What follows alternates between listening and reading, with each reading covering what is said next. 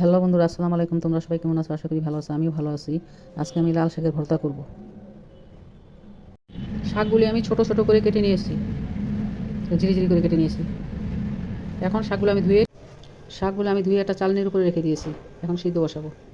এখন হাঁড়ির মধ্যে সিদ্ধ বসিয়ে দিয়েছি।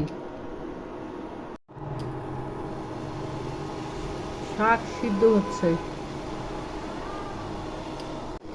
শাকটা সিদ্ধ বসিয়ে দিয়েছি, পানিটা শুকালে শাকটা সিদ্ধর কাজ শেষ করব। একটা টমেটো চুলার মধ্যে পুড়িয়ে নিতেছি। লাল শাক আমি সিদ্ধ করে হাত দিয়ে চিপে নিয়েছি। একটা টমেটো পুড়িয়ে নিয়েছি। এখন মরিচ লবণ ডলে নিব। লবণ নিতেছি।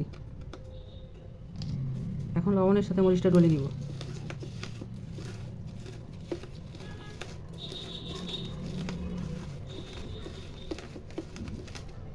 লবণ মরিচ ডলা হয়ে গেছে। এখন পেঁয়াজ দিয়ে ডলে নিব।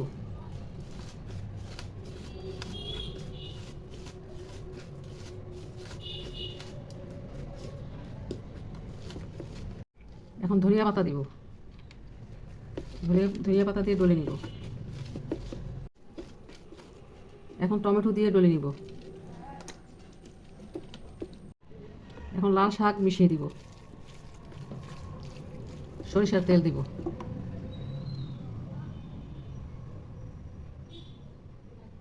দিয়ে দিব।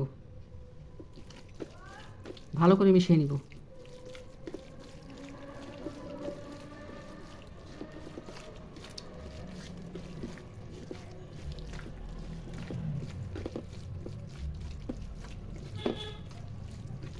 সব কিছু ভালো মতো মিশানো হয়ে গেছে। এখন ভর্তা বানানিটা শেষ করব।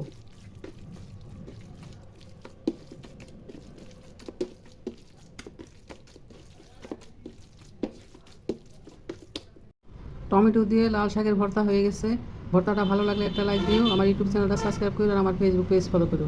খোদা হাফেজ, বাই বাই। নতুন কোনো রান্নার রেসিপি নিয়ে আবার আসবো।